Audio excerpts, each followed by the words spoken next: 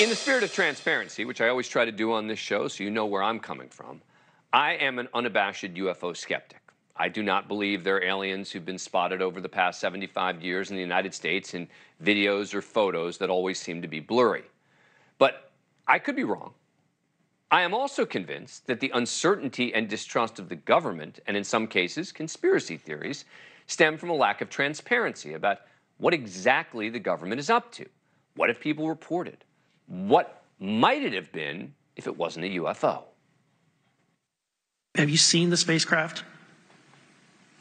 I have to be careful to describe what I've seen firsthand and not in this environment, but I could answer that question behind closed doors. Were they, I guess, human or non-human biologics? Non-human, and that was the assessment of people with direct knowledge on the program I talked to that are currently still on the program. And that's why I was pleased to see that during this big hearing today on Capitol Hill, focusing on UFOs, lawmakers on both sides were demanding more transparency on these strange encounters being reported by hundreds of pilots, including members of our military. Republican Tennessee Congressman Tim Burchett saying this isn't just about flying saucers, but government accountability. We need to tell the folks at the Pentagon they work for us. Dadgummit, we don't work for them. And that's exactly the point. This is an issue of government transparency. We can't trust a government that does not trust its people. We're not bringing little green men or flying saucers into the hearing. Sorry to disappoint about half y'all. We're just going to get to the facts. We're going to uncover the cover-up. And I want to remind everybody this is a nonpartisan issue. This has nothing to do with party politics. I think the cover-up goes a lot deeper than that. The lack of transparency from the government is fueling some of the wild conspiracy theories.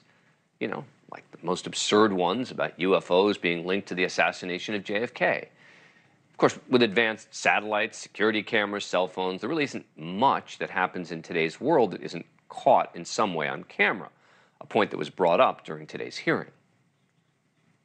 How come when a Russian jet shoots flares at one of our drones, we have perfect pictures and videos to show the American people and the world? But when it comes to UAPs, nothing. Now, I understand protecting national security, so maybe there are instances where we can't get all the details, but at least tell us more. Offer more explanations. At today's hearing, lawmakers said the Pentagon has denied their request to see video or speak to the pilots who may have shot the videos of those alleged UFOs. Just so that the press knows and the people know, we were even denied access to a classified briefing in a SCIF prior to this hearing due to the amount of hoops that we had to jump through to grant temporary clearance to witness Grush, who has knowledge of classified information. Witness David Grush, a former member of a U.S. Air Force panel on UFOs, telling lawmakers people are afraid to come forward for fear of retaliation. Do you have any personal knowledge of people who have been harmed or injured in efforts to cover up or conceal these extraterrestrial technology? Yes. Joining me now is Mick West, a science writer who often debunks conspiracy theories.